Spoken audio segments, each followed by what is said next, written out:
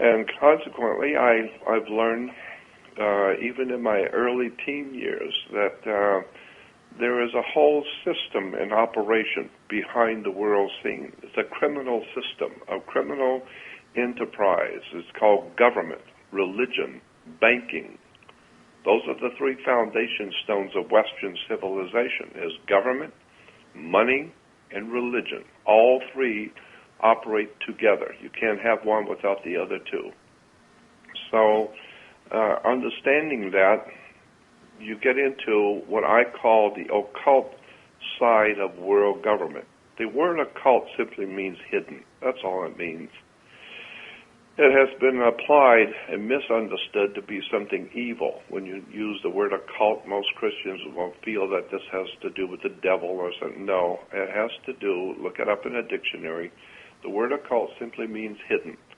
And I am saying that the wisdom of this world has been purposely hidden from you. It's on a need-to-know basis, and the powers that be figure you don't need to know. So all you need to do is keep track of the basketball score and the fact that the Dodgers are playing tonight, and the cold beer and entertainment and what's on television, and those are all distractions to make sure that you are happy and you're pacified like a child. While the adults are running the earth behind the scenes that you know nothing about. That's right. And yet, in these past few years, the events that are happening in each of those three aspects that you described, government, money, and religion, the headlines we're finding daily in the papers, the unexplainable acts of evil that are being committed by not only our world leaders of governments, but also we're finding in religion as well. I think these events are helping some people begin to awaken and realize that maybe American Idol and that cold beer on with the ball game isn't what should be my highest priority right now. Boy, they got that right. People are beginning to feel the effects of the corruption, but they don't know where it's coming from. All they know is that the rich get richer and the poor get poorer. And it's becoming overwhelmingly obvious that some evil force is in control of the world. Goodness and decency is just about dead on the earth. And that good people, like the old saying, good guys finish last. So why is it that evil continues to perpetuate itself and grow while honesty and decency is dying on the earth? And so people are beginning to realize that, but they have no idea in the world how any of this stuff really works. And unfortunately for me, I have discovered that, and I'll let you in on a secret that I discovered over the years, is that people will always support what they want to hear. They will not support what they don't want to hear. I mean, if you like country western music, you're not going to pay large sums of money to go see an opera. Or if you like the big band or big classical music, you're not going to pay money to go see a acid rock concert. Yeah, exactly. So people will pay money and support what they want to hear, what they want to eat, what they want to see. They will not support what they don't want to eat and what they don't want to see. And so the one thing that has been proven around the world for thousands of years, the one thing, generally speaking, people do not want to see is truth. They're not interested in truth. They're interested in being entertained,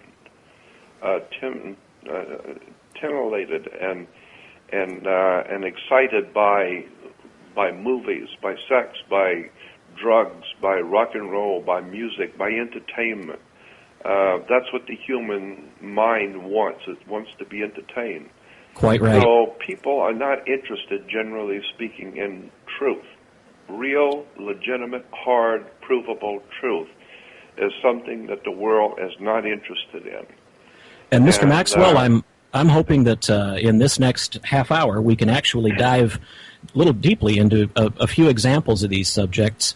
For those of us who have joined us midstream, we're 18 after the hour on bbsradio.com. You're listening to The Crimson Pill with Antonin Feori, and our guest today is internationally recognized lecturer and researcher Jordan Maxwell. Mr. Maxwell, The Crimson Pill is launched from the heart of America's breadbasket. And here in this region of the country, we know that we have folks from Missouri, the Show Me States. So I'd like to give one or two tangible examples for those folks.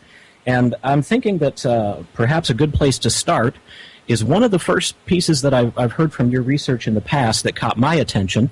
And it's something that anyone can reach into their purse or their pocketbook and grab their checkbook and have an example of how the powers that be can sometimes almost lead us astray with the fine print that we don't even know is there. Care to comment? Yeah, well, that's what the attorneys will tell you. You know, if you're going to sign a contract, you better read the fine print. And before you sign on the dotted line, I mean, I grew up hearing that, you know, before you sign on the dotted line, read the fine print. Where does that come from? What does that mean? Well, if you look on a check, any good check, if you have a checkbook, look at the check. And where you sign your name on the bottom looks like a line to sign your name on. In point of fact, it is not a line. Look at it very closely. Get a magnifying glass and look at it. It is dotted line. It's not a solid line. It's a line of dots. And that's what you're doing. You're signing on the dotted line. Well, look at those dots. They're not dots. Get a magnifying glass and you will see they're letters. It's telling you something that you're signing on. You think you're signing on a line on a check. No, get a magnifying glass and look at the line you're signing on, and you will see it's telling you something. You're signing on the dotted line, but you're not, quote, reading the fine print. So look at any check where you sign with a magnifying glass and you will see that it's telling you something. It's telling you basically that when you sign this piece of paper with your name, that you are accepting you are giving your name as a signature. And you are thereby being responsible to follow through now on maritime admiralty laws. And most people have no idea about any of this. They just sign a check, never realizing for a moment what you're doing when you sign your name. There's a world of difference between signing your name and signing a signature. Signature is not signing your name. Any good attorney will explain to you the difference between just signing your name and signing your name as a signature. The word signature is why we have a signatory to a document. Signatory or signature means that when you write your name on a document, you have read the entire document and you are in absolute, total, 100% agreement with the document that you are signing. Therefore, when you sign it, it is considered to be your signature. You are a signatory to a document. But but that's just not writing your name. No, you are a signature because you are agreeing with everything on the paper you're signing. So that's why when police stop you, and cops will stop you, and anytime you come in contact with government, they'll say, well, give me your name. That's very important. When someone says, well, give me your name, no, I will not give you my name. I will tell you my name, but I will not give you my name. Most people are so ill-informed and unread that they don't see that there's a very big difference between giving your name to someone or telling them your name. Precisely. But in a federal court, that's when you find out you said the wrong thing, when the judge says, give me your name, or an attorney says that in a courtroom.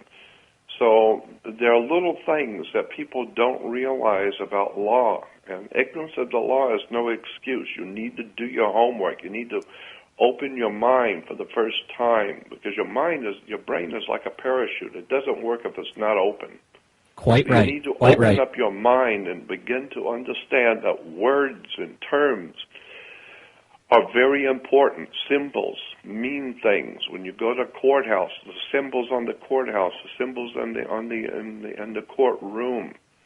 I mean, why do you have a gate and a fence in a courtroom? Why do the people sit on one side and the judge sits on the other? All of this is very, very important. Symbolism. If you don't understand it, you're going to jail. You're going to jail because you're using the wrong words at the wrong time. You don't understand the symbols. You have no idea in the world how law really works. So all I'm saying is a whole world of knowledge that people just do not have. And that's why, it's been said that knowledge is power.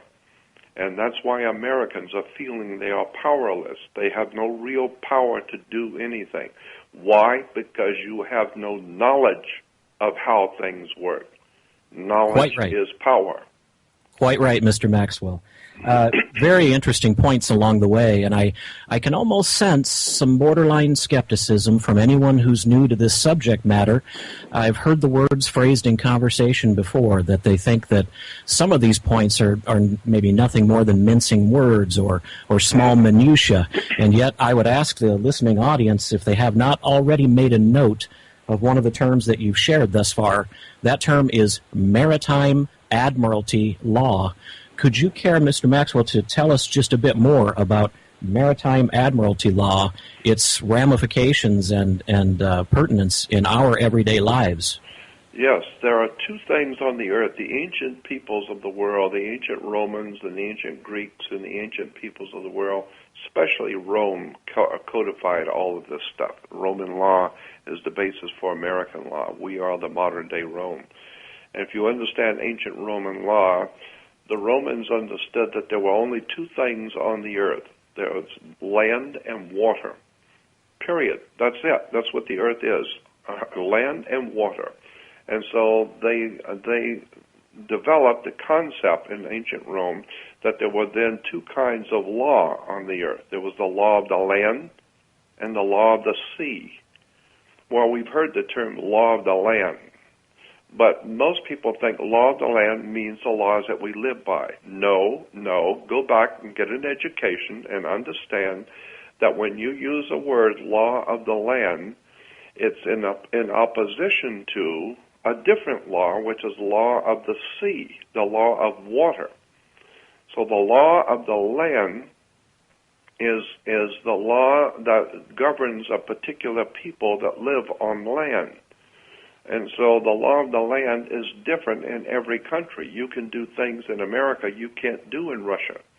You can do things in China you can't do in South Africa, because the custom of the people on the different pieces of land on the earth is different. And so the law of the land is different for every country. You have to understand the customs and the laws of the people that you visit. So Quite that's right. the law of the land.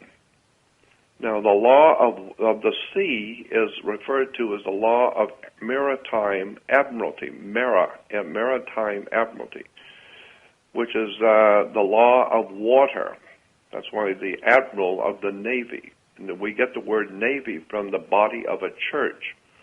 The body of a church, the main body of any church is called a nave, N-A-V-E. And since all of our churches operate on the maritime admiralty law, all churches operate on the maritime admiralty law. Now that doesn't sound very important if you don't understand how the world works, but that becomes absolutely frightening when you begin to understand how religion operates on the earth today on the maritime admiralty. Absolutely. And that's why when you walk into a church, you will always see the flag of the country on the altar.